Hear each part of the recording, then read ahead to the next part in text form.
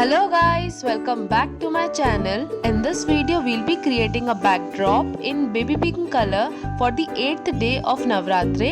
You can even use this decoration for Janmashtami or Ganesh Chaturthi. So let's get started. First use some warm lights and cover them with a white color net curtain. Now for the first layer of the tabletop, here I'm using a baby pink color cloth. Now for the center, use a baby pink color net cloth in the shade white and pink, and for the second layer of the tabletop, use a net floral white dupatta as you can see in the video.